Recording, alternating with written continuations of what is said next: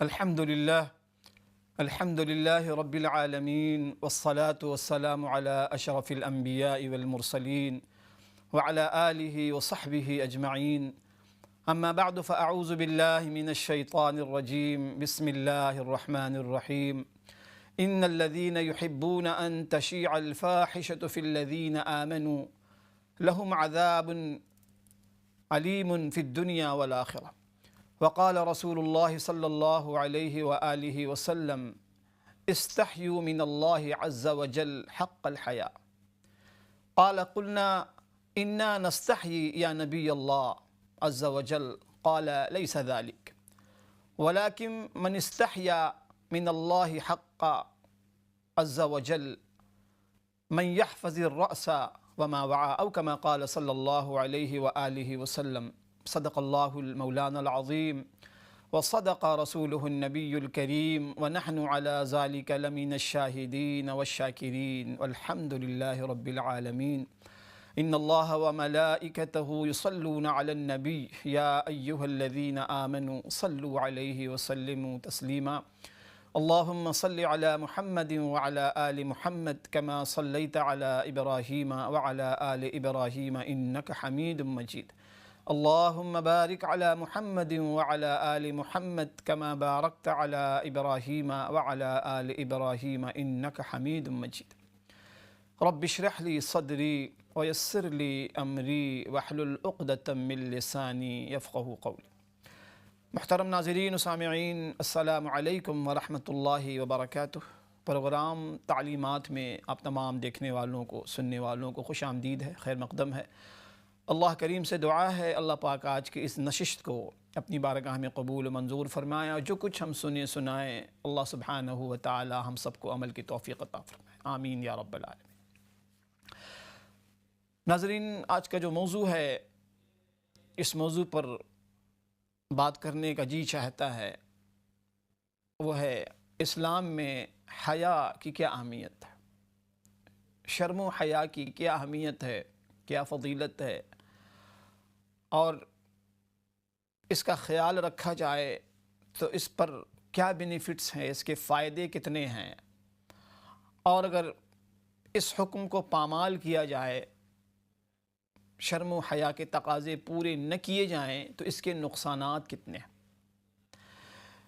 انشاءاللہ اس حوالے سے آپ کی خدمت میں قرآن مجید سے آیات بھی پیش کی جائیں گی، رحمت عالم صلی اللہ علیہ وسلم کا فرمان عالی شان بھی سنایا جائے گا۔ اللہ کریم ہم سب کو عمل کی توفیق عطا فرمائے۔ آپ میں جو لوگ بیمار ہیں ان کے لیے دل سے دعا ہے، اللہ پاک تمام بیماروں کو شفائے کاملہ عاجلہ مستمرہ دائمہ عطا فرمائے۔ جو لوگ پریشان حال ہیں پوری امت کے اندر، اللہ ہر بیمار کو ہر قسم کی بیماری سے شفائے کلیہ عطا فرمائے۔ یا اور کوئی کسی کی پریشانی ہے، الگ الگ مسائل ہیں، الگ الگ سب کے مشکلات، سب کے لیے دعا ہے اللہ پاک سب کے لیے آسانیاں پیدا فرمائے، خصوصی طور پہ اہل غزہ اور فلسطین کے لیے، اور پورے عالم میں جہاں جہاں لوگ مسلمان ہمارے پریشان ہیں یا دوسرے انسان پریشان ہیں، اللہ پاک سب کی پریشانیوں کو دور فرمائے، آمین۔ ناظرین، بچوں کی ہولی ڈیز شروع ہو چکی ہیں، یا تو بہت سے لوگ سفر پہ ہوں گے ہولی ڈیز کے لیے، اور کچھ لوگ وہ ہوں گے جو نہیں جا سکے ہوں گے۔ بہرحال سب کے لیے دعا ہے آپ جہاں بھی ہوں عافیت کے ساتھ ہوں، اور جس مقصد کے لیے جہاں آپ گئے ہیں اللہ آپ کے لیے بھی آسانیاں پیدا فرمائے۔ ناظرین، اس وقت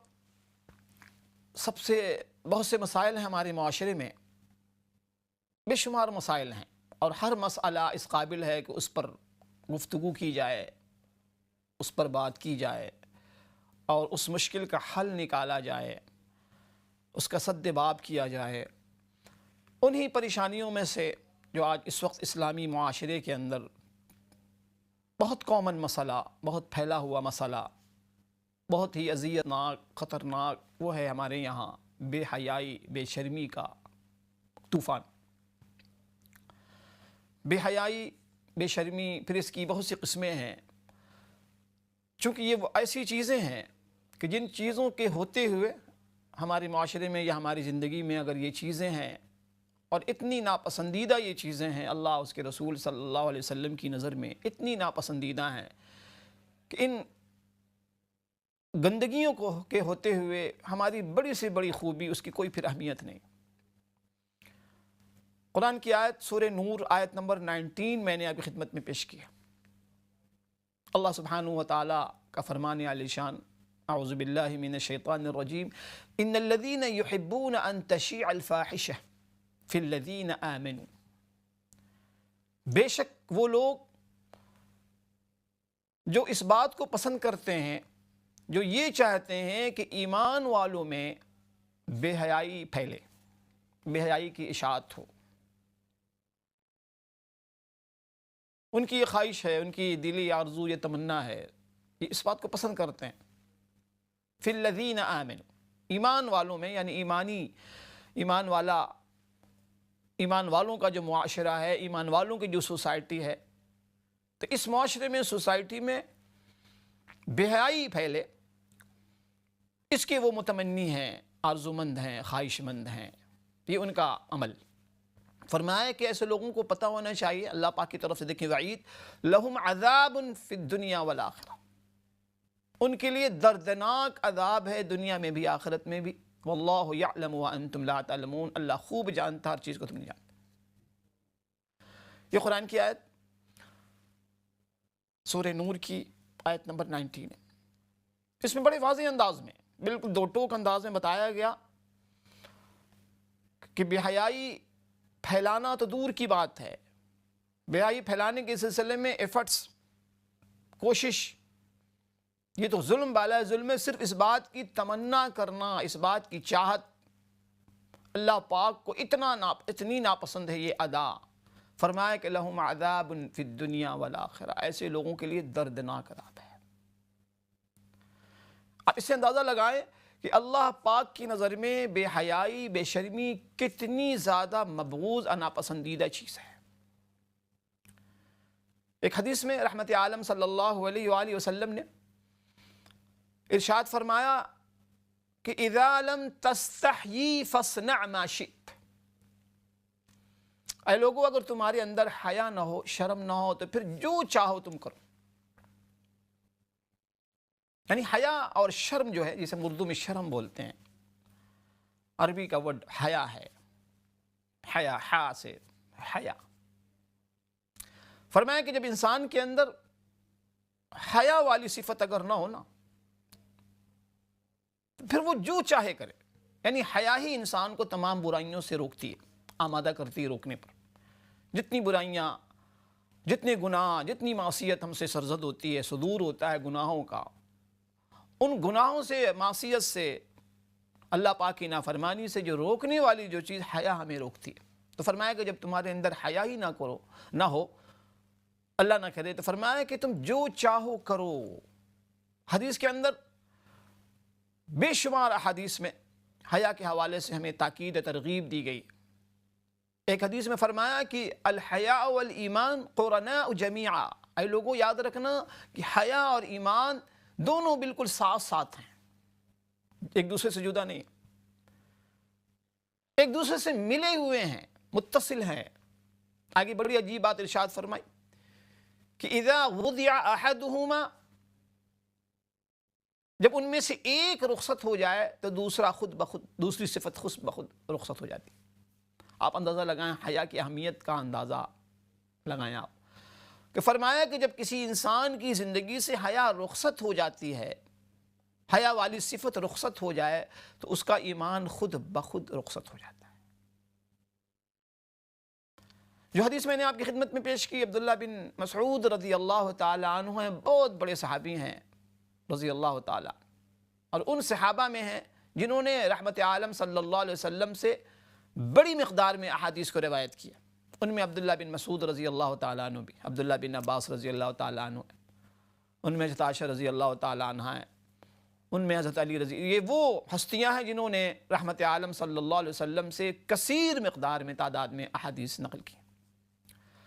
فرماتے ہیں کہ ایک موقع پر ہم لوگ بیٹھے ہوئے تھے، رحمت عالم صلی اللہ علیہ وسلم آپ تشریف لائے، پھر آپ نے ارشاد فرمایا۔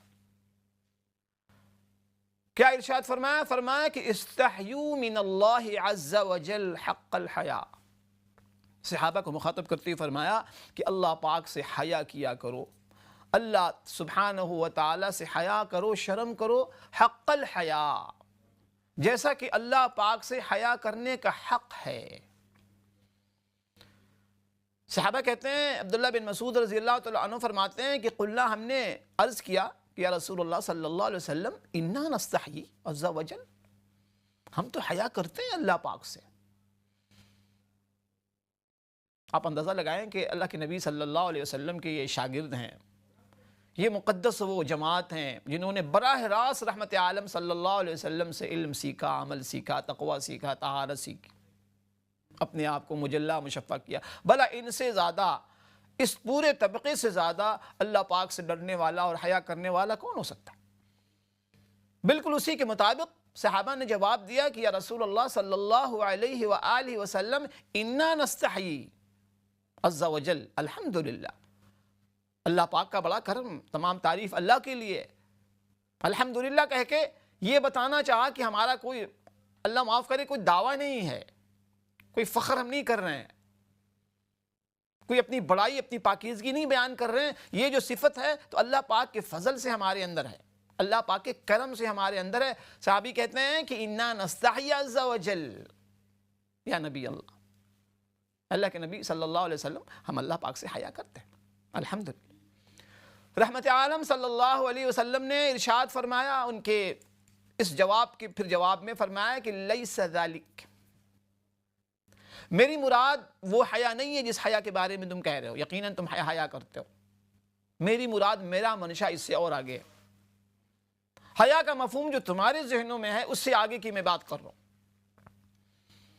آج بھی ہمارے یہاں بھی حیا کا جو مفہوم ہے، حیا شرم کا، کہ ہم ایسی حرکتوں سے بچتے ہیں جو معیوب ہیں، ہم لوگوں کے سامنے بچتے ہیں، ہم نہیں چاہتے کہ ایسی میری کوئی حرکت لوگوں کے سامنے آئے جو حرکت مذموم ہو، غیر پسندیدہ ہو۔ ہم اپنے والدین کے سامنے، بھائی بہنوں کے سامنے، رشتہ داروں کے سامنے، کسی بھی بڑے کے سامنے، بہت سے گھرانوں میں بہت سے لوگوں کو دیکھا جاتا ہے کہ اسموکنگ بھی کرنا ہونا تو والدین کے نظروں سے ہٹ کر، یا کسی سے گفتگو کرنا ہے زور سے آواز اگر، تو ذرا سا ہٹ کر کنارے۔ اب بھی الحمدللہ گئے گزرے دور میں بھی بہت سی چیزیں ہم، لیکن ہم انسانوں سے، ان کی شرم کی وجہ سے، دوسرے انسان سے ہم شرماتے ہیں، ان کے سامنے ہم ایسی کوئی بھی حرکت کرنے سے بچتے ہیں جو معاشرے میں غیر پسندیدہ، غیر معقول ہو، ہم ایسی حرکت نہیں کرتے، لوگوں سے ہم شرم حیا کرتے ہیں۔ تو بہرحال رحمت عالم صلی اللہ علیہ وسلم نے فرمایا کہ وَلَيْسَ ذَلِكَ، میری مراد یہ نہیں۔ پھر آپ نے تفصیل میں کے ساتھ ارشاد فرمایا، وضاحت فرمائی کہ میری مراد کیا ہے۔ تو آپ نے فرمایا کہ من استحیٰ من اللہ عز وجل حق الحیا، کہ جو شخص اللہ تعالیٰ سے حیا کرتا ہے جیسا کہ اللہ پاک سے حیا کرنے کا حق ہے، تو اس کا تقاضا کیا ہے؟ تو آپ نے 3 باتیں ارشاد فرمائی۔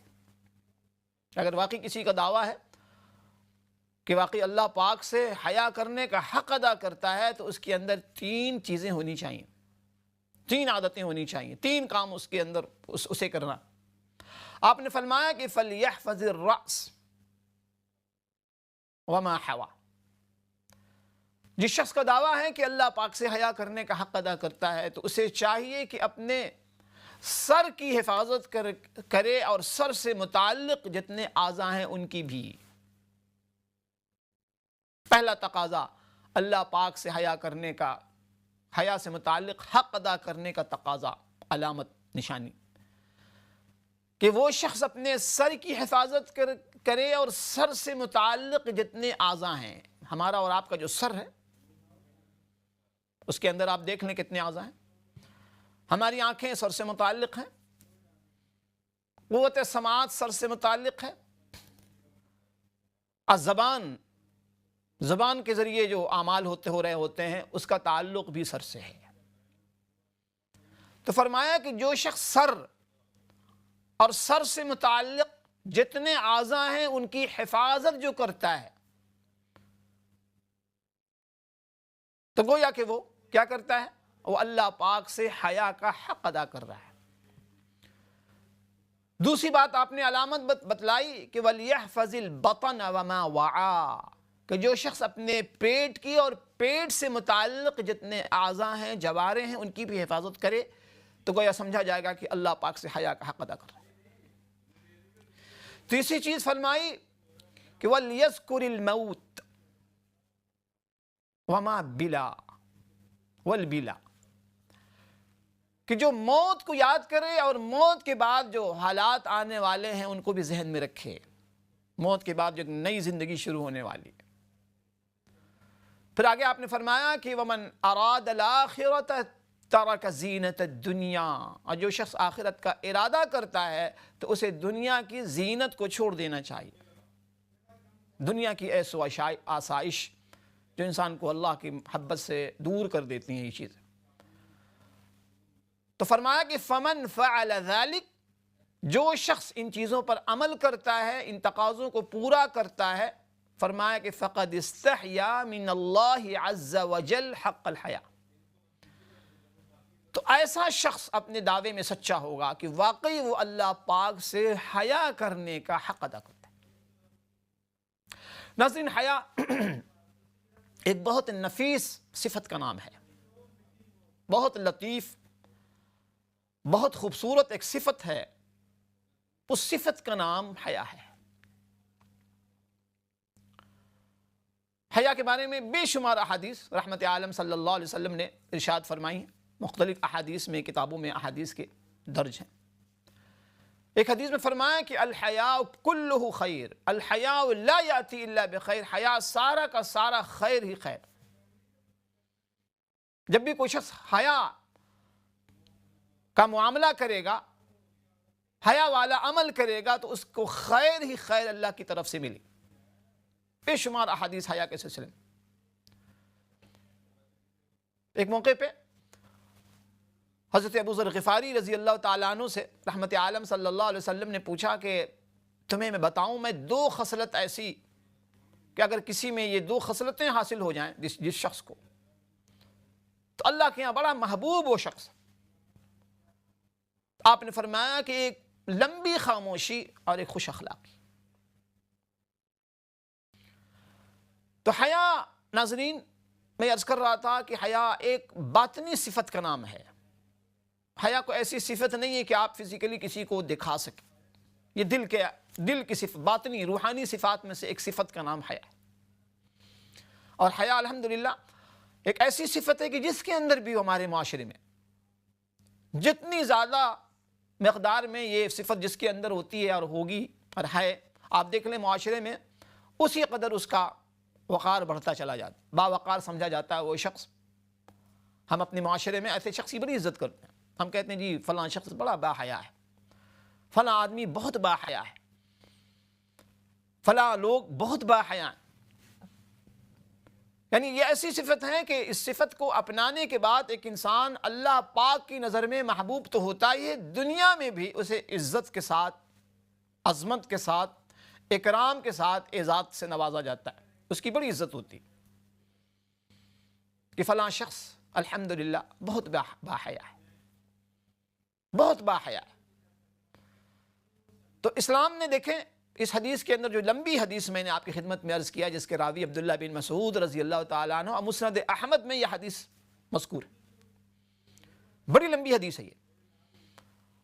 اور اس حدیث کے ذریعے رحمت عالم صلی اللہ علیہ وسلم جو بات بتانا چاہتے ہیں وہ یہ فرمانا چاہتے ہیں، بتانا چاہتے ہیں کہ دیکھو حیا کا جو مفہوم بہت وسیع مفہوم ہے، بہت وسیع مفہوم ہے۔ اور صحابہ اکرام کو بتائی جا رہی ہے باتیں کہ ایک تو سرسری حیا یہ ہے کہ انسان بہت سے اعمال چونکہ معاشرے میں معیوب سمجھے جاتے ہیں، ہم ان کا ہم خیال رکھتے ہیں، ان کی رعایت کی جاتی ہے، ان کا لحاظ کیا جاتا ہے، پاس و لحاظ ہوتا ہے، الحمدللہ۔ فرمایا کہ یہ بھی حیا کی ایک قسم ہے، لیکن حیا کا جو پورا جو پیکج ہے نا حیا کا،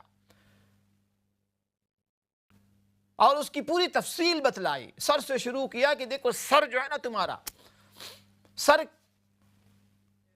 کو ایسی چیزوں سے بچانا، ایسی چیزوں سے حفاظت کرنا جو جسمانی طور پہ فزیکلی جو مضر ہیں ان سے بچنا، اگر سر سے متعلق جتنے اعضاء ہیں ان میں کوئی بیمار ہو جائے تو اس کا علاج کرنا، یہ بھی شامل ہے حفاظت میں۔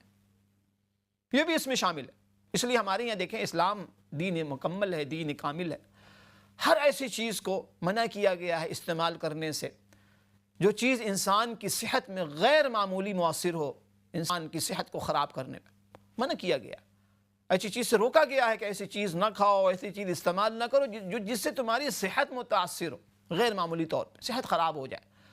اور ایسی چیزوں کو پسند کیا گیا ہے، جسمانی ورزش، ایکسرسائز، جس سے تمہارے جسم کو تقویت ملے، فٹنس ملے، جسم ٹھیک ٹھاک ہو، ہیلدی تم ہو رہو، دماغی طور پہ، جسمانی طور پہ، قلبی طور پہ، ہر عضو تمہارا مکمل صحت مند ہو، اس کی بڑی تاکید کی گئی ہے۔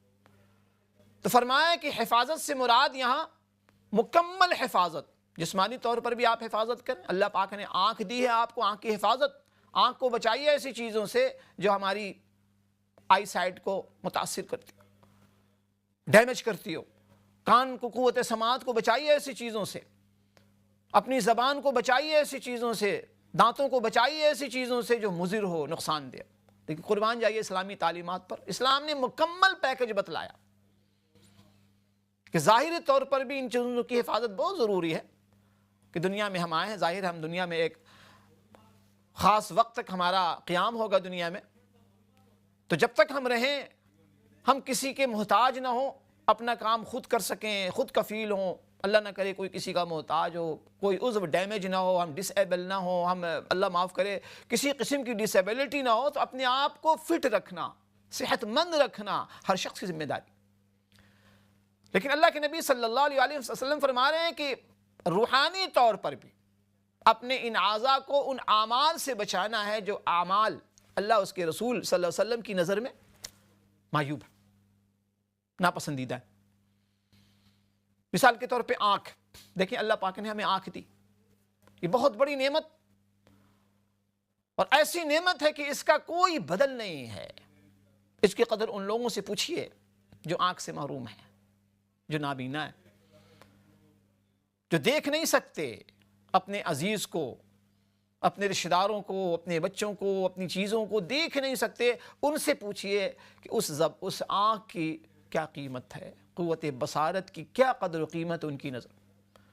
ان کے اگر اختیار میں ہو، اگر کوئی ان سے کہے کہ تمہیں اتنے بلینز دینے ہوں گے پاؤنڈز، اس کے بدلے میں تمہیں قوت بصارت مل جائے گی، تو شاید وہ اس کے لیے بھی تیار ہو جائے۔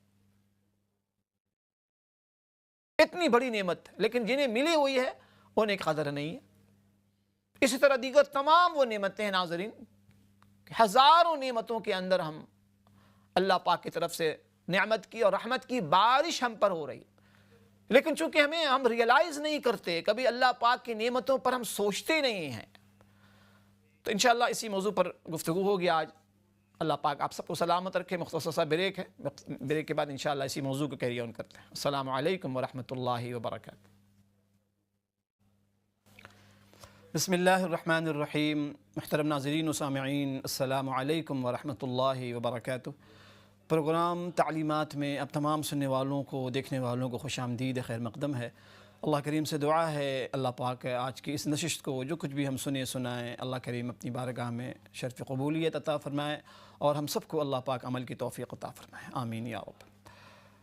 ناظرین، حیا کے حوالے سے گفتگو چل رہی تھی کہ حیا، شرم، اسلام میں اس کا کیا مقام و مرتبہ ہے، کتنی اس کی اہمیت ہے، اور اس کے مطابق زندگی گزارنے سے کیا کچھ ہمیں برکات حاصل ہوتی ہیں، اور اس کے تقاضے پورا نہ کرنے پر کیا وعید ہے، کیا نقصانات ہیں۔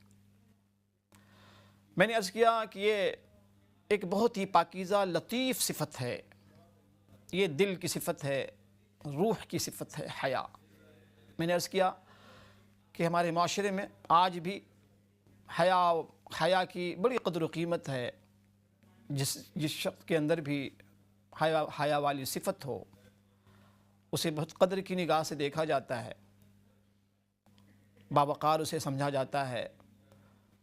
لیکن ظاہر ہے کہ یہ وہ صفات ہیں جو خود بخود نہیں آتی، انہیں حاصل کرنا پڑتا ہے۔ چنانچہ علماء نے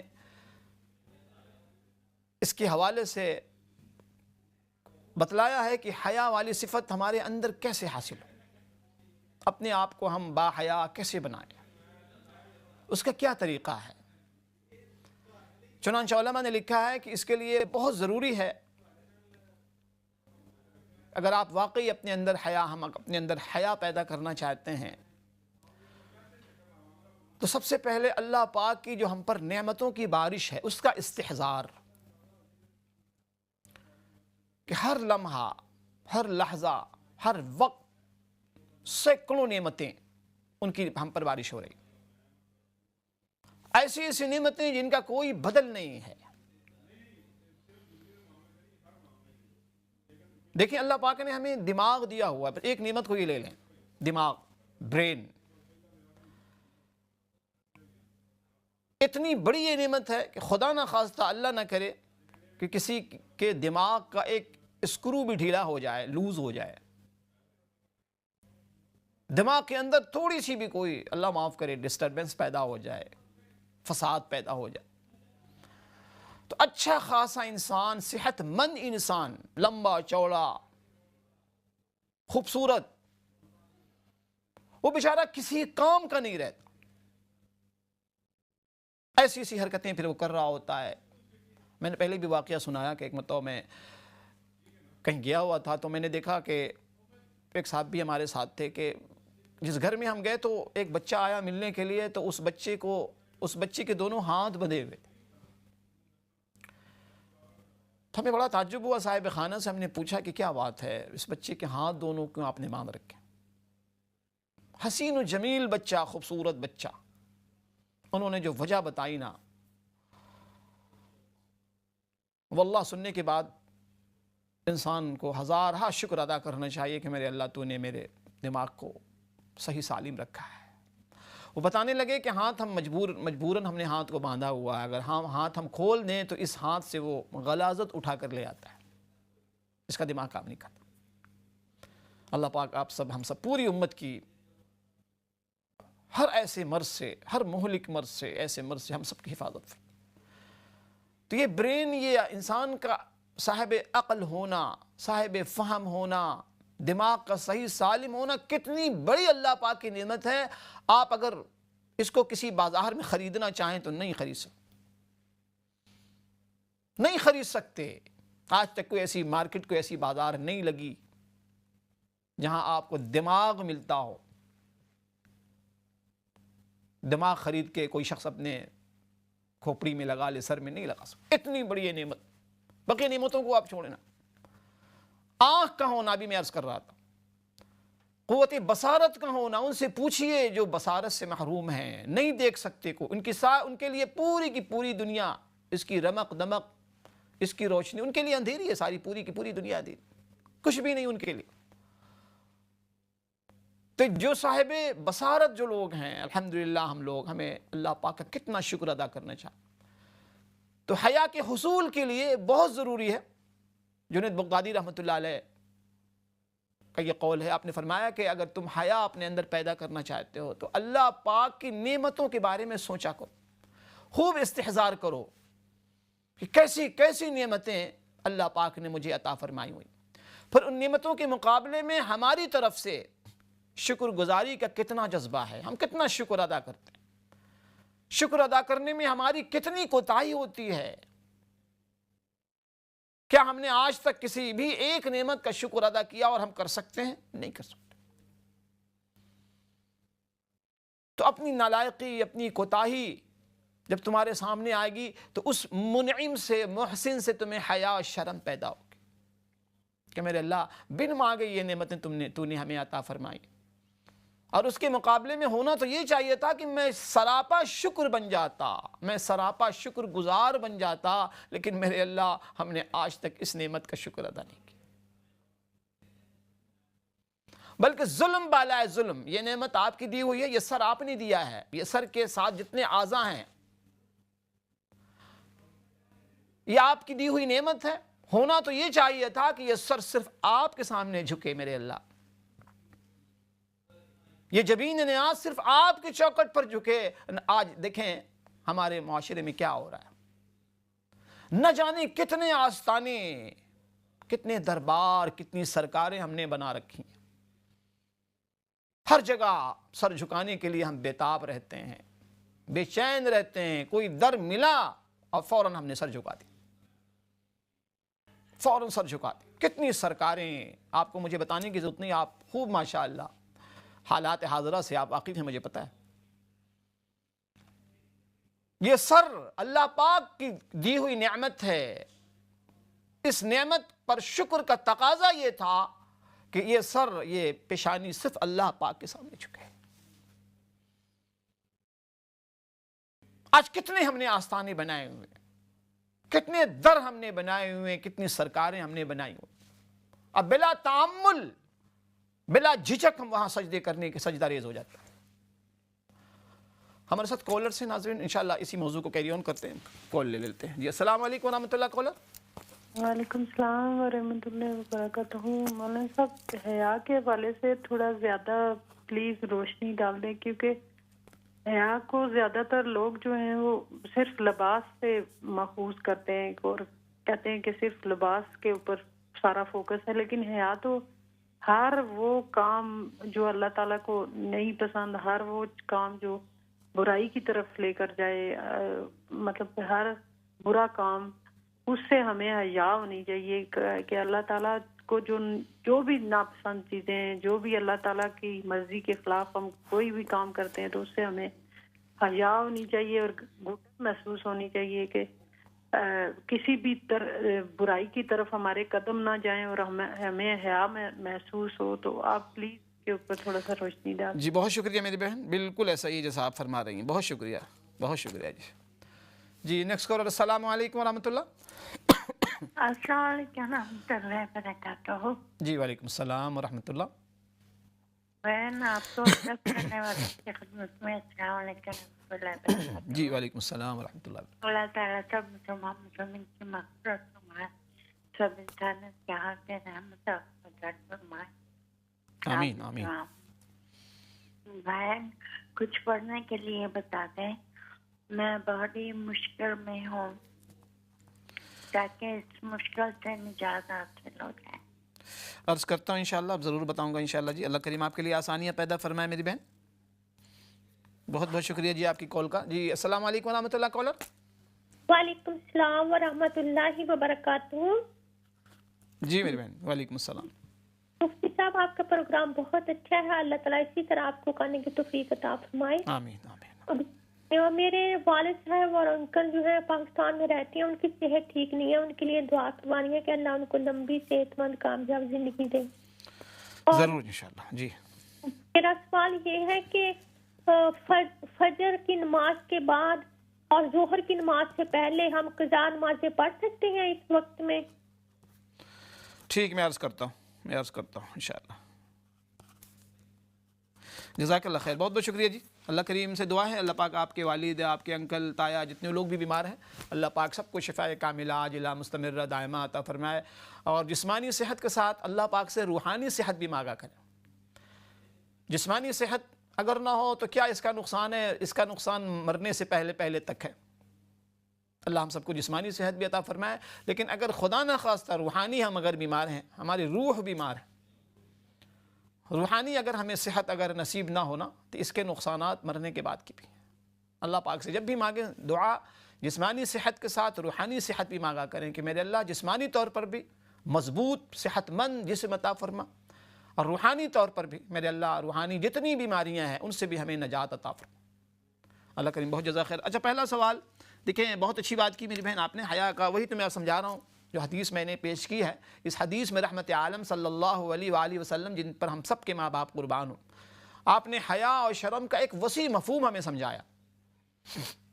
میں نے عرض کیا تھا کہ ہمارے یہاں یہ جتنے بھی الفاظ بولے جاتے ہیں، جتنے بھی صفات، اس کا جو معنی مفہوم ہے بہت ہم نے محدود کر دیا ہے۔ مثال کے طور پہ اخلاق، ہم بااخلاق کس شخص کو سمجھتے ہیں کہ جس نے بھی مسکرا کے بات چیت کر لی ہم کہتے ہیں بہت بااخلاق انسان ہے ماشاءاللہ، جس نے اچھی سی ہماری دعوت کر دی، اچھا خاصا کھانے پینے کا انتظام کر دیا اور پرتپاک انداز میں ہماری خاطر کی، ہم کہتے ہیں بہت بااخلاق۔ جو شخص بہت زیادہ چرب زبان ہو، لچجات تقریر کر رہا ہو، بیان کر رہا ہو، کہتے ہیں بہت اچھے مقرر ہیں۔ ہر چیز کا ہم نے معنی مفہوم بہت محدود کر دیا۔ یقیناً یہ بھی اچھائی ہے، میں اس کو ڈسکریج نہیں کر رہا، ایک شخص سے آپ کی ملاقات ہوئی، اچھے سے آپ کو ملے، وہ اچھے انداز میں انہوں نے اسمائل کی دیا اور آپ کو ہینڈ شیک بھی کیا اور اچھے انداز میں آپ کو، اچھی بات ہے، یہ بھی اخلاق کا یہ، لیکن یہ مکمل اخلاق نہیں ہے۔ اخلاق خلق کی جمع ہے۔ میں نے پہلے بھی عرض کیا کہ خلق اور اخلاق یہ بھی باطنی چیزیں ہیں کہ اس کا زیادہ تر تعلق دل سے ہے، روح سے ہے، روحانی صفات۔ لیکن ہم محض چند کسی کی عادت کو دیکھ کر، کسی کی ایکٹیویٹیز کو دیکھ کر فوراً اس کے بااخلاق ہونے کا ہم فوراً فیصلہ سنا دیتے ہیں، اور اگر کوئی چیز ہمیں ناگوار گزری اس کی تو فوری طور پہ ہم اس کو بد اخلاق ہونے کا سرٹیفکیٹ دے دیتے ہیں۔ ماشاءاللہ، یہ ہمارے یہاں یہ رواج ہے، بہت عام ہے۔ ذرا سے کسی کی بات ہمارے مزاج کے خلاف ہو، یا اگر ہم سمجھتے ہیں کہ جی اس نے شریعت کے مطابق کام نہیں کیا، اس کو بالکل بددین، بے دین، گمراہ، فاسق، فاجر ہونے کا فتویٰ صادر کرتے ہیں اور سرٹیفکیٹ دے دیتے ہیں۔ تو اسے گریز کرنا چاہیے۔ تو میں یہ بتا رہا تھا، اخلاق کی طرح حیا کا بھی جو مفہوم بہت وسیع ہے، حیا، شرم، اسی طرح بے حیائی، بے شرمی، اس کی جو اپوزٹ جو لفظ بولا جاتا ہے، حیا کا اپوزٹ بے حیائی، بے شرمی۔ تو میں عرض کر رہا ہوں کہ اللہ کے نبی صلی اللہ علیہ وسلم نے اتنی جامع تعریف کی کہ اس سے بہتر تعریف حیا کی ہو ہی نہیں سکتی۔ یہی وجہ ہے کہ انبیاء علیہ الصلوۃ والسلام کا دیکھیں جو علم ہے نا، اللہ پاک کے بعد سب سے زیادہ بلند و بالا، ایک نبی جیسا کوئی ہو ہی نہیں سکتا۔ ان کی جو فہم، ان کی انڈرسٹینڈنگ، ان کی جو تعریف کسی حوالے سے، ان کی تشریح، ان کی تفسیر، حرف آخر اللہ پاک کے بعد۔ تو رحمت عالم صلی اللہ علیہ وسلم کی اتنی پیاری یہ حدیث، اتنے پیارے انداز میں آپ نے اتنے جامع، اس سے زیادہ جامع انداز قیامت تک کوئی نہیں پیش کر سکتا۔ اچھا، دوسرا جو سوال تھا، اچھا وظیفے کے لیے میری بہن، پہلے بھی میں نے عرض کیا کہ دیکھیں سب سے بہتر وظیفہ جس سے اللہ پاک راضی ہوتے ہیں، سب سے بہتر عمل جس سے ہم اللہ پاک کو خوش کر سکتے ہیں، وہ کیا ہے؟ نماز کی پابندی۔ نماز کی پابندی، یہی معمول تھا صحابہ اکرام رحمت عالم صلی اللہ علیہ وسلم کا بھی، کہ جب بھی کوئی مسئلہ پیش آتا، کوئی مشکل پیش آتی، زندگی میں پریشانی آتی کوئی اگر، تو آپ مصلی بچھا کے بیٹھ جاتے تھے، 2 رکعت نماز صلاۃ الحاجت پڑھتے اللہ پاک سے، کیونکہ ہر چیز اللہ پاک کے اختیار میں ہے، با اختیار صرف اللہ کی ذات ہے، سب بے بس، سب بے کس۔ تو اسی سے مانگا جائے، اسی سے فریاد کی جائے، جو مشکل کشا ہے، جو قاضی الحاجات ہے، جو ہم سب کا رب ہے، ہم سب کا خالق و مالک ہے، اور سب نے اسی سے مانگا۔ اب دیکھیں نا، اللہ کے بعد رحمت عالم صلی اللہ علیہ وسلم سے بڑا کون ہو سکتا ہے؟ لیکن آپ قربان جائیں کہ رحمت عالم صلی اللہ علیہ وسلم کی پوری سیرت، پوری زندگی، جب بھی کوئی مسئلہ پیش آتا آپ اللہ پاک سے مانگا کرتے تھے۔ غزوہ بدر ہو، غزوہ احد، جس قسم کی بھی پریشانی آئی اللہ سے مانگا کرتے، اور مانگنے میں اتنی عاجزی، اتنی انکساری کرتے تھے کہ عائشہ رضی اللہ تعالی عنہ کو ایک مرتبہ پوچھنا پڑا کہ یا رسول اللہ صلی اللہ علیہ وسلم، آپ اتنا کیوں روتے ہیں؟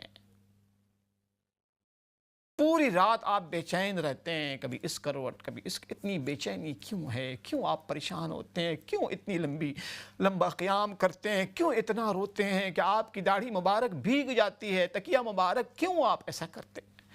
آپ تو اللہ کے بخشے بخشائے ہیں، آپ کے صدقے میں سب کو جنت ملے گی، اللہ پاک کی رضا خوشنودی ملے گی۔ آپ جب کھانا کھاتے تھے بیٹھ کے، ایسے بیٹھتے تھے جیسے کوئی فقیر بیٹھتا ہو۔ عائشہ رضی اللہ تعالی عنہ کے سوال پر جواب دیا رحمت عالم صلی اللہ علیہ وآلہ وسلم نے کہ عائشہ افلا اکون عبدا شکورا، کہ عائشہ بے شک اللہ پاک نے میری جنت کی بشارت دی ہے، مجھے بخش دیا ہے، میرے اگلی پچھلی اگر کوئی بھی کمی کوتاہی، اللہ نے معافی کا اعلان کیا ہوا ہے، کمی کوتاہی۔ حالانکہ انبیاء علیہ الصلوۃ والسلام پہ چونکہ گناہ سرزد ہو ہی نہیں سکتا، خطا سرزد ہو ہی نہیں سکتا، انبیاء علیہ الصلوۃ والسلام سے اللہ پاک کی نافرمانی ہو ہی نہیں سکتی، ہمارا عقیدہ۔ ہاں خلاف اولا، بھول چوک بربنائے بشریت اور انسان ہونے کے، اللہ پاک نے اس کا بھی اعلان کر دیا سورۃ الفتح۔ تو کیا میں اللہ پاک کا شکر گزار بندہ نہ بن جاؤں؟ رحمت عالم صلی اللہ علیہ وسلم کا یہ پیارا ارشاد کہ اللہ کی شان ہے کہ اللہ پاک نے مجھے یہ مرتبہ مقام دیا ہے، اس کے بدلے میں کیا میں اللہ پاک کا شکر گزار بندہ نہ بن جاؤں؟ آپ فرمایا کرتے تھے کہ میں ایسے کھانا کھاتا ہوں جیسے کوئی فقیر کھانا کھاتا ہے داتا اور بڑے کے سامنے۔ ایسا استحضار تھا اللہ پاک کی ذات کا کہ اللہ پاک مجھے دیکھ رہے ہیں، اللہ پاک حاضر و ناظر ہیں۔ تو اللہ پاک سے آپ تمام لوگوں کے لیے میری گزارش ہے، جو کہ دیکھیں ہر گھر میں اس وقت پریشانی ہے، ہر آدمی پریشان حال ہے، الگ الگ پریشانیوں میں لوگ گھرے ہوئے ہیں، الگ الگ عجیب عجیب بیماریاں، کوئی اسٹریس کی بیماری میں ہے، کوئی ٹینشن کسی کو ہے، کسی کو اندرونی بیرونی، ہر طرح سے لوگ پریشان ہیں، صحت کے ایشوز ہیں، اکثر و بیشتر لوگ بیچاری بیمار ہیں، مرض کا ڈائگنوز نہیں ہو پاتا ہے، پتہ نہیں چل پاتا ہے کیا مرض ہے، بیچارے ڈاکٹروں کا چکر لگا لگا کے ٹیسٹ کرا کرا کے لوگ تنگ آئے ہوئے ہیں، اور مرض ہے، النس ہے کہ ڈائگنوز نہیں ہو پاتا۔ شوگر کی بیماری ہے، دل کی بیماریاں ہیں، دماغ کی بیماریاں ہیں، طرح طرح کی بیماریوں میں ہمارے بہت سے بھائی ہیں۔ تو آپ سب سے میری درخواست ہے کہ بالکل پریشان نہ ہو، یہ بیماریاں جو ہیں نا، یہ بھی اللہ پاک کی ایک نعمت۔ ان بیماریوں کا بھی دیکھیں دو رخ ہے پریشانیوں کا، ایک رخ یہ ہے کہ ہم پریشان ہو جاتے ہیں، ہم بہت کمزور ہیں، اللہ پاک کے ہم بندے بندیاں بہت کمزور ہیں، بہت ہم کمزور ہیں، حوصلہ بھی کمزور، صبر بھی کمزور، ہمت بھی کمزور، جسم بھی کمزور، دماغ بھی کم، دل بھی کمزور، ہم بہت پریشان ہو جاتے ہیں۔ اس کا ایک رخ ہے، زحمت ہوتی ہے، ہمیں پریشانی ہوتی ہے، ہم بے چین بے قرار ہو جاتے ہیں، بے صبر ہم ہیں۔ اس کا دوسرا رخ ہے، یاد رکھیں کہ حدیث میں آتا ہے کہ جب صبر کرنے والوں کو جنت میں انعامات دیے جائیں گے تو ایک جنتی تمنا کرے گا کاش کہ میں اپنی پوری زندگی میں ایک لمحہ بھی سکون سے نہ رہتا، میرے جسم کے ٹکڑے کر دیے جاتے قینچیوں سے، اور پھر میں صبر کرتا۔ جب انعامات دیکھیں گے جنت میں صبر کرنے والوں کے لیے تو ایک جنتی تمنا کرے گا کہ کاش کہ میں پوری زندگی پریشان رہتا، بدحال رہتا، اور پھر اس کے بدلے میں مجھے یہاں جو اجر جو مل رہا ہے صبر کرنے والوں کو مجھے بھی ملتا۔ بڑی مشہور آیت فرمایا انما یوفی الصابرون اجرہم بغیر حساب، اے لوگو صبر کرنے والوں کو اللہ بے حساب عطا کرے گا۔ یہ ایسی نیکی ہے صبر، اس نیکی پر کوئی آپ کی محنت نہیں، کوئی مشقت نہیں، کوئی پیسہ نہیں، کوئی اس کے لیے کنڈیشن نہیں۔ صبر یہ ہے کہ آپ شکوہ نہ کریں، آپ شکوہ نہ کریں، نہ زبان سے نہ دل دماغ سے، آپ شکوہ نہ کریں۔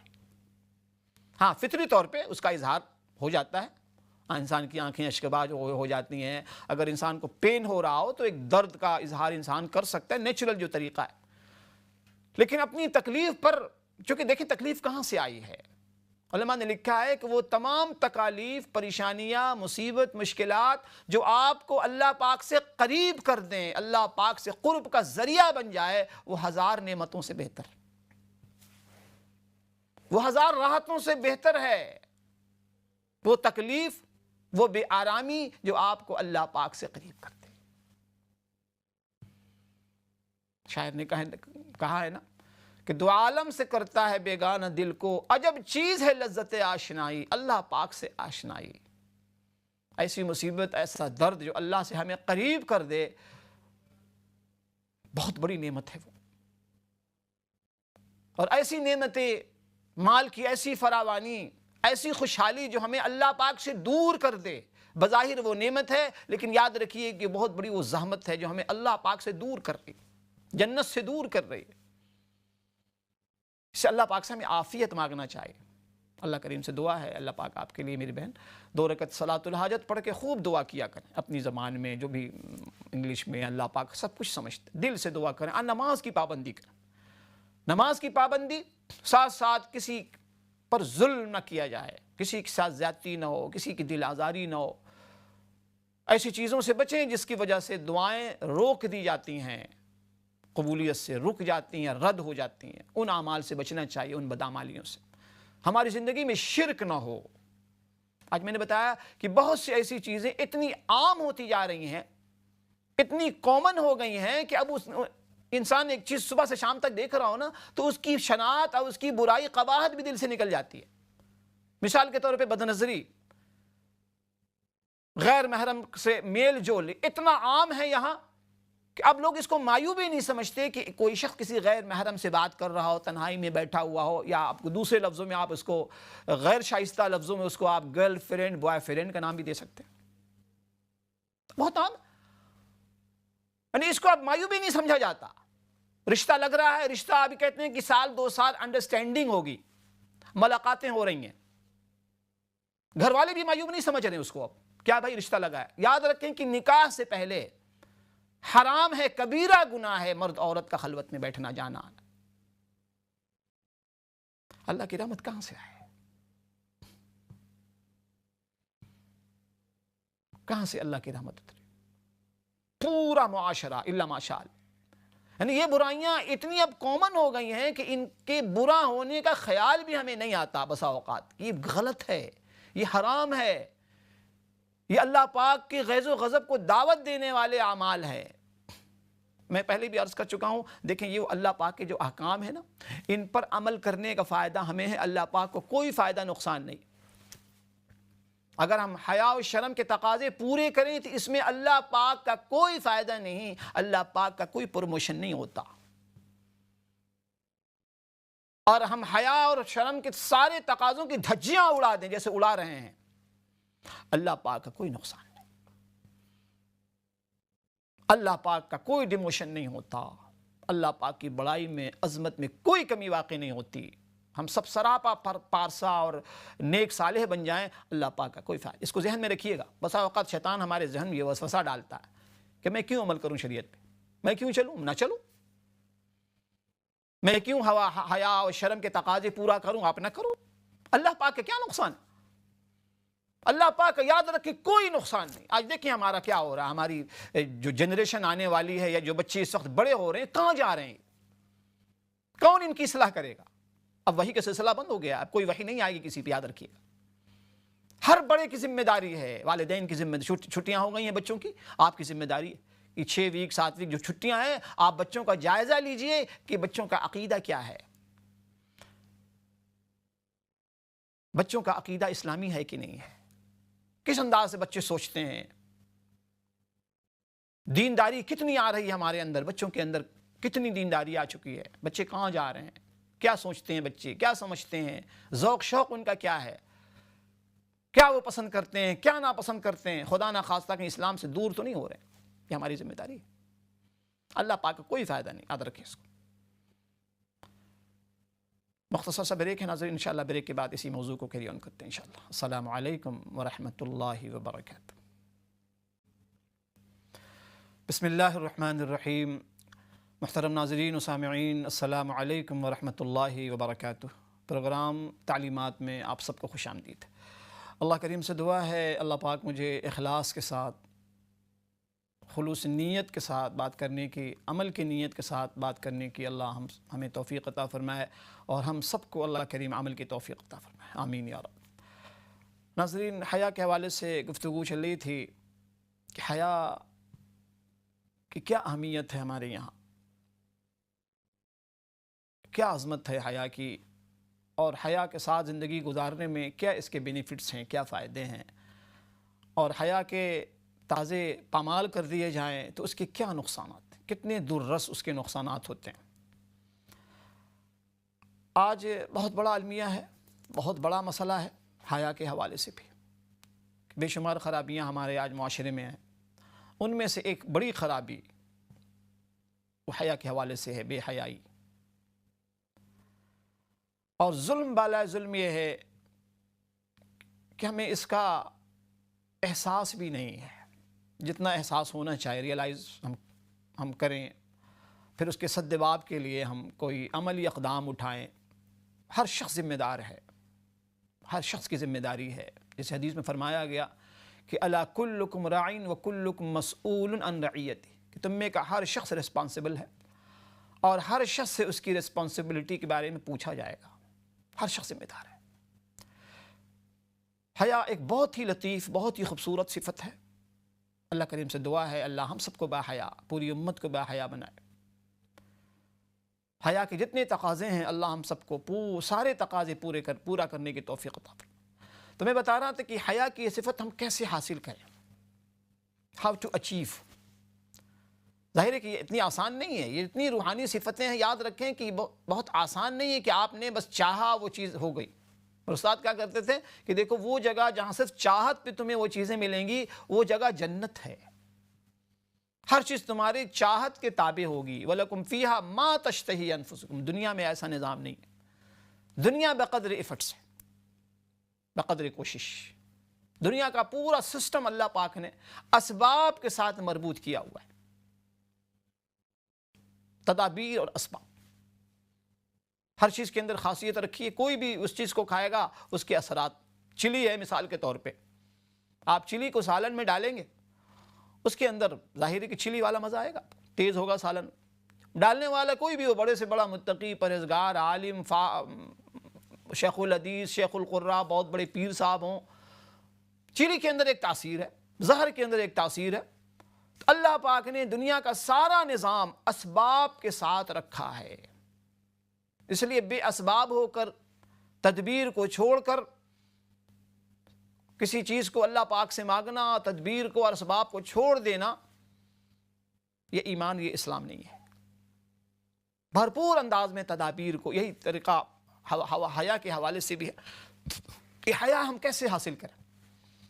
ایک تو اس کا روحانی طریقہ کہ اللہ پاک کی نعمتوں کا استحضار کریں, کبھی تنہائی میں بیٹھ کر سوچیں. قرآن نے گلہ کیا ہے, شکوہ کیا ہے کہ میرے بندو بہت کم تم سوچتے ہو. قلیلا ما تفکر قلیلا ما تذکرون. تم لوگ بہت کم سوچتے ہو. سوچا کریں بیٹھ کے. اپنے اس 5-6 فٹ کی جو باڈی ہے نا, جسم میں ایک پوری دنیا کائنات ہے آپ کی, اس کے بارے میں سوچا کریں. پاؤں کی انگلی سے لے کے سر کے بال تک کبھی سوچیں کہ یہ نعمتیں اللہ پاک نے کتنی بڑی ہمیں نعمتیں عطا فرمائی ہوئی. ایک کالر ہمارے ساتھ ہیں جو ان کو شامل کرتے ہیں. السلام علیکم ورحمۃ اللہ. ہیلو, السلام علیکم. جی وعلیکم السلام ورحمۃ اللہ. بہن, میں نے پتہ کیا تھا کہ آپ مجھے بتائیں, کچھ پڑھنے کو بتائیں تاکہ میں پڑھتی رہوں, میں اس مشکل سے نجات مل جائے. ٹھیک ہے, میں عرض کرتا ہوں. بہت شکریہ. اچھا, اگلا سوال میری بہن نے کیا تھا. ایک تو صحت کے لیے دعا کی ایک درخواست کی تھی. اللہ کریم شفاء کلیہ عطا فرمائے جی آپ کے والد کو اور آپ کے تمام رشتہ داروں کو, پوری امت کے اندر جتنے بیمار لوگ ہیں سب کے لیے دعا ہے. اللہ پاک سب کے لیے آسانیاں پیدا فرمایا, تمام بیماروں کو شفاء کاملہ عاجلہ مستمرہ دائمہ عطا فرمائے. دوسرا مسئلہ آپ نے پوچھا تھا فجر اور ظہر کے درمیان نماز کے پڑھنے کے حوالے سے. دیکھیں, فجر کی جب ہم نماز پڑھ لیتے ہیں, اس کے بعد سن رائز یعنی سورج طلوع جب ہوتا ہے, یہ اوقات جو ہیں اس میں نفل نماز منع ہے. خاص کر کے جب سورج کا بالکل طلوع کا جو موقع ہوتا ہے, 20 منٹ کا وہ وقفہ ہوتا ہے سن رائز کا, اس میں تو آپ کسی قسم کی کوئی نماز نہیں پڑھ سکتے. بالکل مکروہ تحریمی ہے, بالکل نہیں, چونکہ سورج اس وقت طلوع ہو رہا ہوتا ہے, ہمیں منع کیا گیا. سن رائز سے پہلے کا جو وقت ہوتا ہے اس میں آپ قضا نماز پڑھ سکتے ہیں, لیکن نفل نہیں, نفل پڑھنا مکروہ. سن رائز کے بعد 20 منٹ اگر گزر جائے, جب اشراق کا وقت ہم اشراق پڑھتے ہیں, اس کے بعد پھر گھنٹہ 2 گھنٹے کے بعد چاش پڑھتے ہیں, تو اس میں جتنی چاہیں آپ نفل پڑھیں زوال تک. زوال کا وقت جو بالکل جو سورج ہے سر پر ہوتا ہے بالکل سینٹر میں, تو وہ جو موقع ہوتا ہے وہ بھی مکروہ اوقات. اس میں یہ ہے کہ احتیاطاً یہ ہے کہ 5 منٹ 5 سے لے کے 10 منٹ تک آپ جو ہے نا اس میں کوئی نماز نہ پڑھیں زوال کے وقت. بقیہ یہ ہے کہ جب چاہیں آپ پڑھ لیں, کوئی مسئلہ نہیں ہے. اس کے بعد میری بہن نے دیکھیں دعا کے لیے, وظیفہ کے لیے پوچھا. میری بہن, میں نے ابھی عرض کیا بڑی تفصیل سے کہ سب سے بڑا وظیفہ نماز کی پابندی, نماز کی پابندی, فرائض جو آپ کے ذمے ہیں. ہماری یہی تو بڑا مسئلہ ہے. وظیفے ہم پوچھ لیتے ہیں ہم لوگ, یہ بھی ہماری کمی ہے, ہم نے بتلایا نہیں اچھی طرح لوگوں کو. آج دیکھیں سب سے بڑا وظیفہ یہ ہے کہ اللہ پاک کی طرف سے ہم بندوں پر جو چیزیں فرض ہیں وہ ادا ہو رہی ہیں. اس کی بہترین مثال آپ دیکھیں نا, کسی شخص سے آپ کوئی فیور لینا چاہتی ہوں یا لینا چاہتے ہو, اب وہ شخص پہلے سے آپ سے ناراض بیٹھا ہو, اس سے ناراضگی ہو, آپ کی کسی بات پر خفا ہو, سخت خفا ہو, سخت ناراضگی ہو, کیا آپ یہ پسند کریں گے اس سے فیور لینا؟ آپ کو اچھا لگے گا کہ آپ اس سے فون کر کے کہیں کہ بھائی مجھے نا مثال کے طور پہ قرض چاہیے, 2000 پاؤنڈ چاہیے مجھے, آپ کی ضمیر کبھی گوارا نہیں کرے گی کہ ابھی تو وہ شخص مجھ سے راضی بھی نہیں ہوا، ابھی تو ناراض بیٹھا ہے مجھ سے، میں نے اس کی حق تلفی کی ہے، میں نے اس کو ناراض کیا ہے، میں نے اس کو تنگ کیا ہے، دل آزاری کی ہے میں نے. پہلے آپ کیا کریں گے؟ معافی تلافی کر کے اس سے فرینڈشپ بنائیں گے. ایک کالر ہمارے ساتھ ہیں، ان کو بھی شامل کرتے پھر میں عرض کرتا ہوں. جی السلام علیکم ورحمۃ اللہ. کالر السلام علیکم السلام ورحمۃ اللہ وبرکاتہ. آپ کا بیان بہت اچھا ہوتا ہے، میں سن رہی تھی. بہت تو شکریہ. میں نے آپ سے یہ کہنا ہے کہ آپ حیا کے متعلق بتا رہے ہیں کوئی تو، لیکن یہ اگر جو ہماری گھر کی بیٹیاں بہو ہیں اگر وہ نہ پردہ کرے اپنے خامد کے کہنے کے باوجود بھی، تو کس کی پکڑ ہوگی؟ ہم لوگ بڑے لوگ ہیں، ہم بھی کہیں انہیں وہ نہ مانے، ہسبینڈ کی باتیں نہ مانے، تو پھر وہ کس کی پکڑ ہو سکتی ہے؟ آپ ذرا پلیز ہمیں بتائیے گا. ہم تو کہہ کے تھک جاتے ہیں بس، تو کوئی مانے ہی نہ تو پھر ہم زبردستی تو نہیں ہے نا. اور دوسری بات یہ ہے کہ میں ہر نماز کے ساتھ ایک قضا نماز پڑھتی ہوں، تو ذرا پلیز مجھے بتائیے کہ جو عشاء کی نماز ہے نا، اس میں ظاہر اپنے جتر بھی ہم نے پڑھنی ہوتی ہے، تو قضا کی جو نماز کے جتر ہے وہ پھر کیسے پڑھے؟ اگر ہم چلو فرض تو ساتھ پڑھ لیں گے پہلے، تو قضا پھر کس طرح 2 دفعہ جتر پڑھ سکتے ہیں؟ ذرا پلیز مجھے بتائیے کہ بڑی بہت شکریہ. جزاک اللہ خیر. جزاکم اللہ. جی بہت شکریہ جی، بہت بہت شکریہ. تو میں عرض کر رہا تھا میری بہن، بالکل آپ جو ہے نماز کی پابندی کریں، عقیدے کو بھی جائزہ لیتے رہیں، اور اس حوالے سے سورہ یاسین شریف اس کی ضرور تلاوت کریں. آپ سورہ یاسین شریف کی بڑی فضیلت آئی ہے، اس کو پڑھ کر انسان دعا کرے تو اللہ پاک اس کی برکت سے دعائیں قبول فرماتے ہیں. لیکن ہر عمل کے ساتھ یاد رکھیں کہ ہر نفلی عمل کے ساتھ کنڈیشن یہ ہے کہ آپ کے ذمے فرائض جو ہوں وہ نہ چھوٹتے ہوں. جو چیزیں فرض ہیں وہ آپ ادا کریں. ابھی میں نے مثال دی کہ پہلے آپ کسی سے فیور لینے کے لیے، کسی سے کچھ منوانے کے لیے، کسی سے کچھ لینے کے لیے آپ اس کو راضی کرتے ہیں، پہلے اس سے معافی تلافی کر لیتے ہیں، ناراضگی دور کر کے اس کو پہلے آپ فرینڈ دوست بنا لیتے ہیں. تو اللہ پاک سخت ناراض ہوتے ہیں جب کوئی بندہ یا بندی فرض کو پامال کرے. یہ بغاوت ہے اللہ پاک سے. استطاعت کے باوجود نماز نہ، اللہ نہ کرے کوئی شخص ایسا آپا جو کہ نماز پڑھنے کے قابل ہی نہ رہا ہو، تب بھی حکم کے اشارے سے پڑھ، بالکل ٹھیک ٹھاک بندہ ہو، فٹ فاٹ بندہ ہو، سارے کام کر رہا ہو، نماز سے اس کو بیر ہو، عقیدت نہیں عملاً. عقیدے کے اعتبار سے تو ہم نماز کو فرض سمجھتے ہیں الحمدللہ ہم سب. عملاً جو ہمارا عمل ہوتا ہے وہ یہ بتا رہا ہوتا ہے کہ ہمیں نماز اچھی نہیں لگتی. یہ اپنے حال سے، ہم زبان سے نہیں، یہ حال سے ہم بتا رہے ہوتے ہیں. قدرت کے باوجود مسجد ہم نہیں جاتے، استطاعت کے باوجود ہم چل سکتے ہیں، 10 قدم پہ مسجد بسا اوقات ہوتی ہے. دوست اگر کھانے کے لیے بلائے تو ہم آدھے گھنٹے کی واک کر کے چلے جائیں گے. مسجد ہمارے 7، 5، 10 منٹ کی واک. بلا عذر لوگ گھروں میں مسجد نماز پڑھ لیتے ہیں، اب بلا عذر نماز چھوڑ دیتے ہیں. اس لیے آپ سے ادب کے ساتھ گزارش ہے، نماز کی پابندی کیجیے. ساتھ ساتھ یہ ساری چیزیں ایڈیشنل ہیں، اضافی ہیں. آپ دعا کریں، سورہ یاسین شریف پڑھیں کثرت کے ساتھ، آیت الکرسی ہر نماز کے بعد پڑھیں. اسی طریقے سے آپ آیت کریمہ کو لازم پکڑیں. اس دور میں چونکہ معصیت گناہوں کا ایک یلغار ہے، ہر شخص لازم کرے کہ ایک تسبیح آیت کریمہ کا روزانہ پڑھا کرے. اعوذ باللہ من الشیطان الرجیم، لا الہ الا انت سبحانک انی کنت من الظالمین. اور 100 مرتبہ پڑھنے کے بعد اللہ پاک سے دعا کیا کریں. اللہ پاک ضرور انشاءاللہ آپ کے لیے آسانیاں پیدا فرمائیں گے. بہت شکریہ آپ کی کال کا. اچھا میری بہن دیکھیں، کس کی پکڑ ہوگی؟ ہماری تو یہی دعا، یہی خواہش ہو کہ اللہ نہ کرے کسی کی پکڑ ہو، اللہ نہ کرے کسی کی پکڑ ہو. ان بطش ربک لشدید. قرآن نے کہا کہ یاد رکھنا جو تمہارا رب بہت غفور الرحیم ہے، غفار بھی ہے، ستار بھی ہے، ودود بھی ہے، لطیف بھی ہے. وہ رب تمہارا، اس کی پکڑ بڑی سخت ہے. ان بطش ربک لشدید. اللہ پاک آپ کو، مجھے، پوری امت کو، پوری انسانیت کو اپنی پکڑ سے بچائے. اللہ نہ کرے کسی کی پکڑ ہو، اللہ نہ کرے کسی کی پکڑ. ایک کالر ہمارے ساتھ ہیں، میں عرض کرتا ہوں انشاءاللہ اس کال کے بعد. جی السلام علیکم ورحمۃ اللہ. کالر. وعلیکم السلام ورحمۃ اللہ وبرکاتہ. علماء صاحب کیسے ہیں آپ؟ اللہ پاک کا کرم ہے. آپ ٹھیک ہیں؟ جی الحمدللہ، اللہ کا شکر ہے.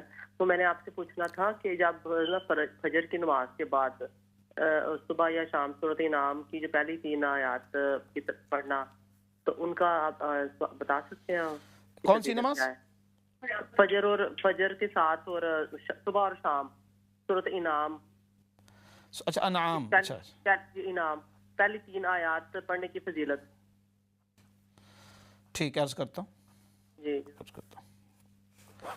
جی السلام علیکم ورحمۃ اللہ. کالر السلام علیکم. کالر السلام علیکم ورحمۃ اللہ وبرکاتہ. وعلیکم السلام ورحمۃ اللہ وبرکاتہ. خیریت سے بھائی؟ علامہ صاحب گزارش یہ ہے کہ لفظ صحیح یا غلط، تو اس لیے میں پوچھ رہا ہوں آپ سے کہ استغفر اللہ یا عموماً پڑھا جاتا استغفر اللہ، تو زیر ہے یا زبر ہے یا کیا ہے، کس طرح سے پڑھنا چاہیے یہ بتا چلیے کرتے ہیں. عرض کرتا ہوں، بالکل عرض کرتا ہوں. بہت شکریہ جی، بہت شکریہ. تو میری بہن یہ جس پوائنٹ کو آپ نے ہائی لائٹ کیا ہے بہت ہی اہم اور بہت ہی حساس، بہت سینسٹیو، کہ ہمارے یہاں مسلم معاشرے کی میں بات کر رہا ہوں، چونکہ دوسرے لوگ تو بیچارے مکلف ہی نہیں ہیں نا. مکلف ہم ہیں. ہمارے پاس اللہ پاک کی آخری کتاب ہدایت نامہ موجود ہے، مکمل وے آف لائف، مکمل کہ how to do everything. Islam صرف روزہ، نماز، زکوٰۃ، حج اور عمرہ اور آب زمزم اور کھجور کے حوالے سے نہیں ہے. اسلام ایک مکمل ضابط حیات. کاش کی بات ہماری سمجھ میں آ جائے کہ 24 گھنٹے کی زندگی ہماری. میرے ساتھ کہا کرتے تھے کہ یہ جنم روگ ہے، پیدائش سے لے کے موت تک زندگی کے ہر شعبے سے متعلق مکمل ضابطہ، مکمل ہدایات ہمیں دی گئی. ہمیں کسی سے کچھ لینے کی ضرورت نہیں ہے. اسی میں لباس بھی اللہ پاک کی آیت موجود ہے، یا بنی آدم قد انزلنا علیکم لباسا یواری سوآتکم وریشا ولباس التقوی ذلک خیر. کہ آدم کی اولاد، ہم نے تمہارے لیے لباس پیدا کیا ہے، وہ لباس جس سے تم زینت بھی حاصل کرتے ہو، اپنے ستر بھی چھپاتے ہو. یہی وجہ ہے، دیکھیں اسلام دین مکمل دین ہے. لباس کے حوالے سے اسلام نے بہت ہی اچھے انداز میں اصول بتا دیا. 3 اصول بتلائے ہیں کہ لباس جب پہنو اس طریقے سے لباس پہنو. لباس پورا جسم تمہارا جسے چھپا ہوا ہو، اتنا باریک لباس نہ ہو کہ جس سے عریانیت کا شائبہ پیدا ہو، اتنا ٹائٹ نہ ہو کہ جسم کے اعضاء خد و خال ظاہر ہو رہے ہوں. یہ اصول بتایا لباس کا. یہی وجہ دیکھیں اسلام میں بچوں کی تربیت کے حوالے سے مکمل نظام دیا ہے. اسلام کے اندر جتنی تعلیمات ہیں، ہر تعلیم کے اندر ایک مکمل نظام تربیت، نظام تعلیم. ظاہر ہے کہ with in a day, with in a night ایک شخص جو ہے نا مہذب نہیں ہو سکتا. اس کی تربیت نہیں کی جا سکتی چند دنوں میں اور چند لمحوں میں. تربیت کا جو روٹ ہے نا، تربیت کی جو شروعات ہوتی ہے بہت پہلے سے. ایک بزرگ کے پاس ایک شخص گیا نا، تو اس نے عرض کیا کہ حضرت میرا بچہ ابھی چھوٹا سا ہے، تربیت میں کیسے کروں بچے کی. اللہ والے لوگ بڑے نفس شناس ہوا کرتے ہیں. واقعی جو اللہ والے ہوتے ہیں، میں ان اللہ والوں کی بات کر رہا ہوں جو واقعی اللہ والے ہیں، ڈوجی نہیں، ڈھونگی نہیں، جالی نہیں، اللہ والے لوگ جن کو اپنا تعارف کرانے کی ضرورت نہیں ہوتی، جو اپنی مارکیٹنگ نہیں کرتے، اپنی پاکیزگی نہیں بیان کرتے ہو، واقعی اللہ والے. تو انہوں نے جواب دیا کہ اصل میں تم تربیت کے حوالے سے، اپنے بچے کے حوالے سے فکر مند ہو، لیکن بہت دیر ہو چکی ہے، بہت تاخیر کر دی تم نے. وہ بندہ بڑا پریشان ہوا کہ حضرت ابھی تو بچہ میرا 3 سال کا ہے، ابھی تاخیر ہو گئی کیسے؟ غور سے سنیے گا کیا فرمایا. فرمایا کہ جب اس بچے کے لیے، جو بچہ ظاہر ہے کہ شادی ہوئی، شادی کے بعد بچہ ہوا، اس بچے کے لیے تم نے جس ماں کو انتخاب کیا ہے، جس خاتون کو ایز اے ماں کے، وہ اس وقت اس بچی کی ماں بن چکی ہے. تم یہ بتاؤ کہ اس ماں کا انتخاب تم نے کس طریقے سے کیا ہے. آج بدقسمتی سے کہ جتنا بھی ماتم کیا جائے کم ہے. ماتم تو ہمارے اس وقت جو ہماری ایٹیچیوڈ جو ہے نا، ہمارا جو رویہ، جو برتاؤ شریعت کے ساتھ، ہر برتاؤ پہ ہمیں ماتم کرنا چاہیے. آج ہم شادیاں کرتے ہیں اپنی بہنوں کی، اپنی بیٹیوں کی، کیا کس انداز سے ہماری شادیاں ہو رہی ہوتی ہیں، سوائے نکاح سرمنی کے، وہ بھی بدرجہ مجبوری ہم لوگ کر رہے ہوتے ہیں کیونکہ ضروری ہے، اس کے علاوہ جتنی رسومات ہوتی ہیں سر سے لے کے پیر تک سب کے سب غیر اسلامی، سب کے سب غیر اسلامی۔ اور لوگ نڈر ہو کے بول رہے ہوتے ہیں کہ جی شادی ہے، کہ شہنائی ہم بجائیں گے یہاں، مولویوں کو کہہ دو کہ باہر رہیں، جس کو نہیں آتا۔ بڑے اللہ اکبر بے باک انداز میں لوگ کامنٹ کر رہے ہوتے ہیں، کسی کو کچھ آپ بتائیں ایسے موقع پر۔ ایک کالر ہمارے ساتھ ہیں جو ان کو شامل کرتے ہیں، میں آپ سے عرض کرتا ہوں۔ السلام علیکم ورحمۃ اللہ۔ وعلیکم السلام ورحمۃ اللہ۔ جی میں سنت نماز کی نیت پوچھ رہا ہوں جی، وہ کس طرح کرنی چاہیے؟ جی کون سی نماز؟ سنت نماز۔ سنت نماز اچھا نیت، اچھا زور کی ہو، نیت کس طرح کرنی چاہیے؟ ٹھیک ہے، میں عرض کرتا ہوں۔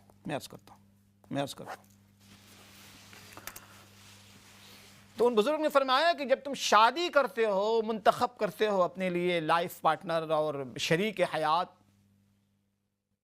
تو تم نے کس انداز سے کیا ہے؟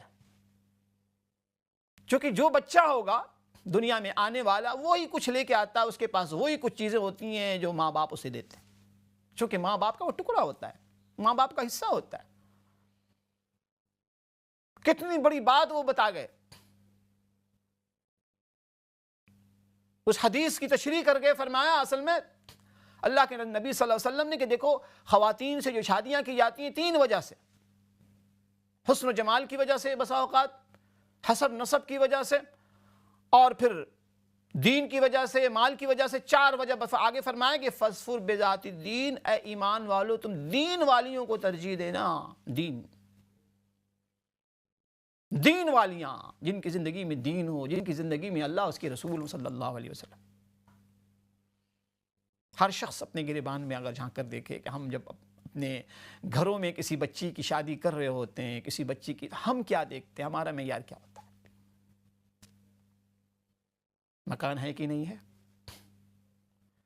برٹش سٹیزن ہے کہ نہیں ہے، اچھی بات ہے، دیکھنا چاہیے، میں منع نہیں کر رہا، بالکل یہ بھی دیکھیں آپ، جاب اچھی ہے کہ نہیں، 40-50,000 کما رہا ہے کہ نہیں، اپنا مکان ہے کہ نہیں، پھر ہائٹ کتنی ہے، رنگ کیسا ہے، ناک کیسی ہے، آنکھیں کیسی ہیں، بال ہے کہ نہیں ہے، زیادہ موٹا تو نہیں ہے، تون نکلا ہو، ساری چیزیں بالکل آپ دیکھیں، سوائے ایک چیز کی جو نہیں دیکھی جاتی ہمارے یہاں، وہ دین ہے۔ دین نہیں دیکھا جاتا، رواج نہیں ہمارے یہاں دین دیکھنے کا، ماحول ہی نہیں۔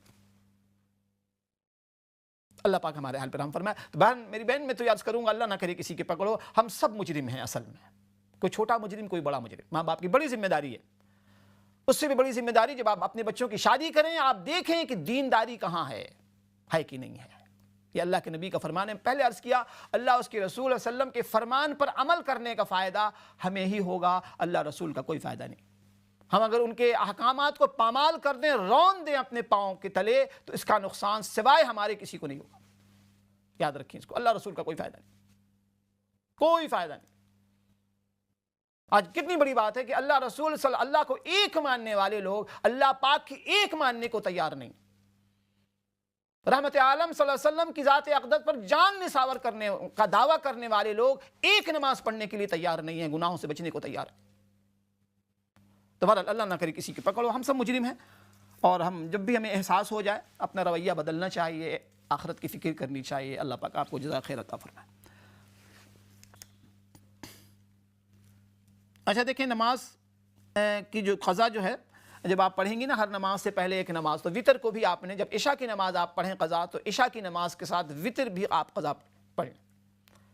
یہ آسان طریقہ ہے کہ ہر نماز کے ساتھ قضا جو نمازیں آپ کی رہ گئی ہیں، آپ اس کو پہلے تو اس کا اندازہ لگائیں، ورک آؤٹ کریں کتنے سال کی نماز رہ گئی ہیں۔ تو آسان طریقہ یہ کہ ہر نماز سے پہلے ایک نماز، تو عشاء کی نماز کی جب آپ قضا کریں گے تو اس کے ساتھ وطر پڑھیں، آسان طریقہ یہ۔ اچھا دیکھیں، سورۃ الانعام بہت بڑی سورت ہے، اور اس سورت کے بارے میں آتا ہے کہ اللہ کے نبی صلی اللہ علیہ وسلم فرماتے ہیں کہ جب یہ سورت نازل ہوئی تو 70,000 فرشتے اس سورت کو لے کر آئے۔ بڑی فضیلت ہے اس سورت کے پڑھنے کی، اور میں نے دیکھیں پہلے بھی عرض کیا ہے کہ سورت کا پڑھنا بہت اچھی بات ہے، باعث اجر و ثواب قرآن کے ایک ایک حرف پر نیکیاں رکھی گئی ہیں، لیکن یہ قرآن مجید جو ہے پڑھنا اس کا صرف ایک حق ہے۔ پڑھنا، قرآن مجید کی اچھی تلاوت کرنا صحیح تجوید کے ساتھ، اس کا ایک حق ہے، اور اس حق کا جو اجر و ثواب ہے